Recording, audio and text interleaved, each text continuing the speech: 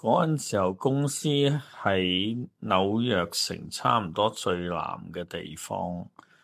距離世貿中心大概係10分鐘嘅路程。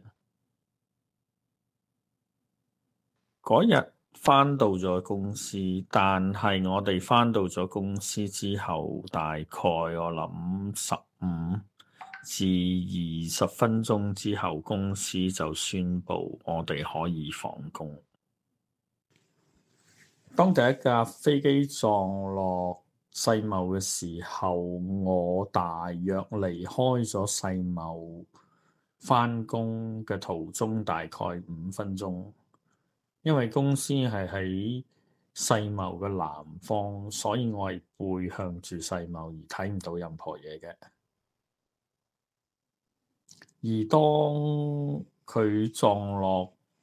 嗰架飛機撞落去世貿嘅時候，咁只係感覺到喺天上邊有一啲好多唔同嘅物質，可能係塵或者係其他嘅嘢，好似落雨咁樣落地面。咁我回頭一望，咁就發覺世貿係有一啲着火啊，同埋有一啲係即係有一啲爆炸，唔同煙霧咁樣冒咗出嚟。當時係有受到影響嘅，因為當世貿相繼倒塌嘅時候咧，佢產生好大嘅灰塵。而我同好多人其他都係因為公司叫我哋放工啦，而所有嘅地鐵啊或者交通工具、巴士啊各樣嘢都冇唔 available 嚇。咁所以只有我哋慢慢由downtown行上去，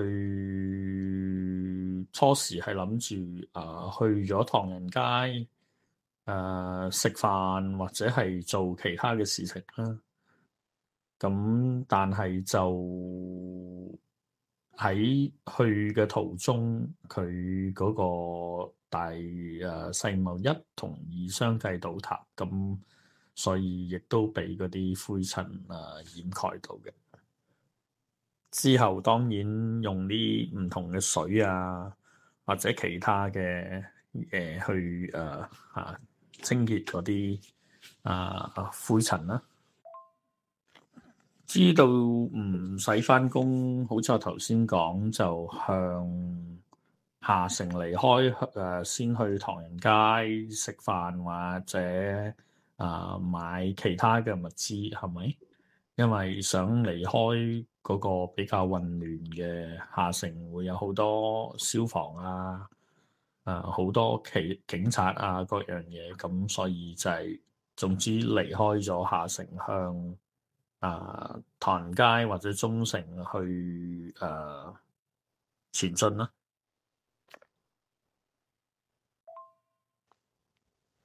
一路向唐人街前進，食完飯之後再向中城，因為應該嗰陣時候佢哋有我哋住喺新澤西州，咁要坐船嘅，而嗰啲船應該我記得係喺中城，大概我諗50-60街係有個碼頭可以坐船過返去，因為所有嘅鐵路between 新澤西同紐約城嘅鐵路所有嘅紐約嘅subway巴士都停嘅，咁所以食完飯之後就慢慢跟住上行去中城，大概行由唐人街去中城大概60-70條街咁啦，咁大概去到嘅時候，我諗大概4點零鐘到，咁就再等時間上船去返新澤西之後，應該我記得可能有一啲啊啊車啊，或者係啲鐵路咁大概6、7點鐘返到屋企。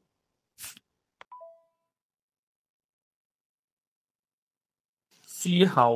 嗰幾日好似美國都停咗市嘅，佢當時已經停咗市啦。跟住之後係我諗停咗3、4日市，係都未試過嘅。因為通常美國啲人好勤力，大概放假都係多數係放一日嘅啫。如果公眾假期即係法定嗰啲，咁好少會有連1、2日一齊去放假嘅。咁我記得係好似嗰日係星期2嚟嘅，咁就3、4、5都應該唔使冇事。咁我諗係亦都唔使返工啦，冇事。咁公司亦都叫我哋工作嘅在家工作。咁我諗係跟住個禮拜1或者2之後再返工嘅。但係都比較難啲，因為嗰啲交通有一啲都未做得返好嘅，可能要搭船或者其他嘅交通工具去返工，係比之前係因為嗰個去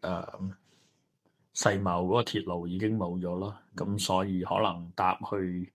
中城之後再搭返落去下城去返工，又或者係好似有個碼頭係可以由新澤西搭船過去下城最南嗰個碼頭咁去返工嘅。我諗好多人都冷靜嘅，咁有啲警察各樣嘢叫我哋守秩序咁樣，係咪？即係唔好自己搞亂咗先啦但都當然有好多人覺得可能你見到有啲人佢哋覺得好傷心，或者係其他嘅。即係不安嘅狀況，因為嗰個即係你諗唔到呢件事會咁樣發生，又或者佢哋可能有一啲親戚朋友喺嗰個世貿或者做消防嗰啲救護嗰啲咁樣，咁所以都比較上係沉重嘅感覺。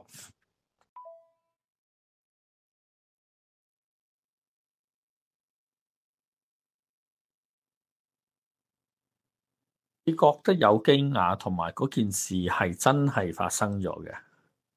但係就唔係好超乎想象，因為有2點嘅。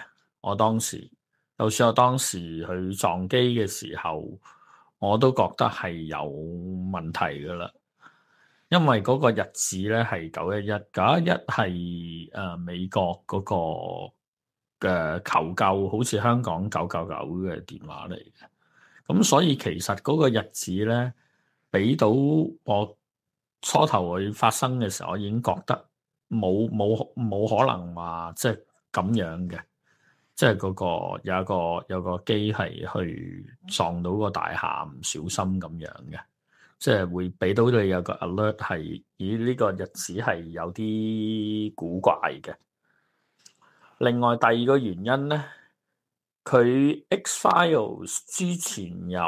好似有另外一個劇咧，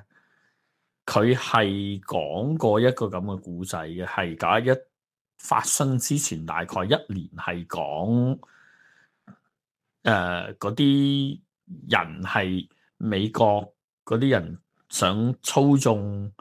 嗰個飛機去撞落世貿嗰度嘅。因為係未嗰陣時候係其實係嗰個劇入邊嗰啲美國軍方嗰啲人係去設計呢個陰謀嚟到去使到發生戰爭，等佢哋可以，因為已經平靜咗好耐啦，Cold War 嚇。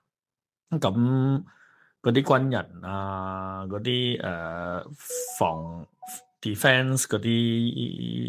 即係嗰個佢嘅權力咧，冇以前咁重要啦。